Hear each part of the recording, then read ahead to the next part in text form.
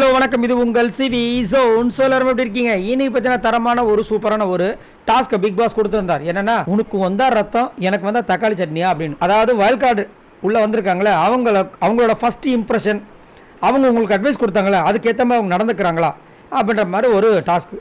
ஆனால் வந்ததில் நிறைய பேர் பார்த்தீங்கன்னா டாஸ்க்கை பற்றி சொல்லாமல், அவங்கள பற்றி சொல்லாமல் அவங்களுக்கு சோப்பு போடுறத நிறைய பண்ணாங்க. செம்ம காண்டாயிடுச்சு. ஆனால் திவாகர் ஃபஸ்ட்டு இறங்கி அடித்து நவுத்துனாரு. எனக்கு ரொம்ப பிடிச்சிருந்தது. அதாவது மற்றவங்கள விட அந்த கண்ட்ரோல் இல்லாமல் இருக்காரு. இவர் மேலே ஒரு நிறைய குற்றச்சாட்டு இருக்குது, அதெல்லாம் இருக்குது. ஆனால் மற்றவங்க கிட்டே இருக்கிற மெச்சூரிட்டி இவர்கிட்ட இல்லைனாலும் பாயிண்டில் வந்து செம்மையாக மாசம் பண்ணார். என்ன ஒன்று தொடர்ந்து திரும்ப அதையே சொல்லிட்டு இருந்த ஒரு விஷயங்கள் தவிர்த்து மற்றவங்களுக்கு சோப்பு போடலை. அது வரைக்கும் நான் உண்மையிலே பாராட்டணும் நம்ம திவாகரை பற்றி. பிரஜனுக்கு என்ன சொன்னார்னா, எல்லாருக்கிட்டையும் வந்துட்டு அவர் ரொம்ப பழகிறார், ரொம்ப ஆனஸ்டாக இருக்கார். அது வந்து தப்பே சொல்ல முடியாது, ஸ்ட்ராங்கான ஒரு பர்சன். ஆனால் எல்லாத்தையும் தப்பாகவே எடுத்துக்கிறாரு. பர்சனல் விஷயத்தை வந்து எல்லாரும் முன்னாடியும் சொன்னது தப்பு, தனியாக கூப்பிட்டு பேசியிருக்கலாம், இங்கே சுற்றி இவ்வளோ கேமரா இருக்குது அப்படின்னு ஒரு அழகான விஷயத்த சொன்னார். அது உண்மை தான். அதே மாதிரி அங்கே வந்துட்டு அந்த ஒரு ரூடாக ஒரு சில விஷயங்களை பண்ணியிருப்பாங்க, அது பிடிக்கல. அதே மாதிரி அவருக்கு இன்னுமே வந்து ஸ்ட்ராங்கான டெசிஷன் எடுக்க தெரியல. ஏன்னா ஓட்டுன்றது எவ்வளோ பெரிய விஷயம். சூப்பராக சொன்ன அந்த பாயிண்ட். ஓட்டுன்றது எவ்வளோ பெரிய விஷயம். எல்லாரும் போகிறாங்க, 10-11 இவரும் போட்டு போனால் அப்புறம் அவருக்கு இவருக்கு என்ன வித்தியாசம்? நாங்கள் உள்ளே இருக்கோம், இவர் வெளியே பார்த்துட்டு வராரு. பார்த்துட்டு வந்தவர் இதே தப்பு பண்ணார்னா அப்புறம் எங்களுக்கு அவங்களுக்கு வித்தியாசமே இல்லைன்ற மாதிரி வச்சு செஞ்சார். சான்ஸே இல்லை, சூப்பராக இருந்துச்சு.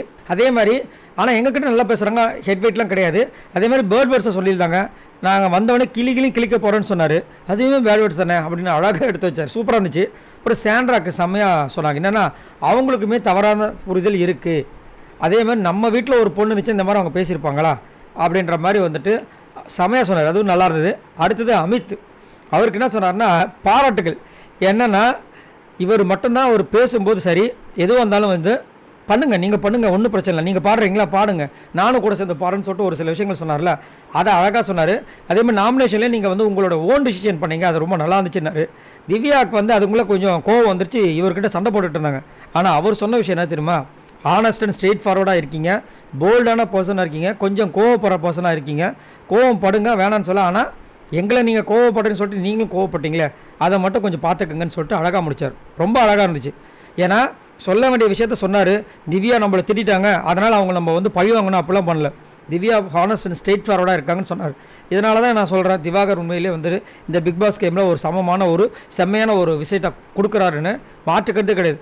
ஏன்னா இப்போ எஃப்ஜே பாருங்கள், இன்னும் நிறைய பேர் வந்து சோப்பு போட்டு போகிறாங்க. உண்மையிலே செம்மகாண்டாயிடுச்சு. என்னடா இது, இந்த மாதிரி வந்து இதுக்கு அந்த டாஸ்க்கை குத்தங்கன்ற மாதிரி இருந்தது. ஸோ இதை பற்றி உங்களோட கருத்து சொல்லுங்கள். பாய் நண்பர்களே.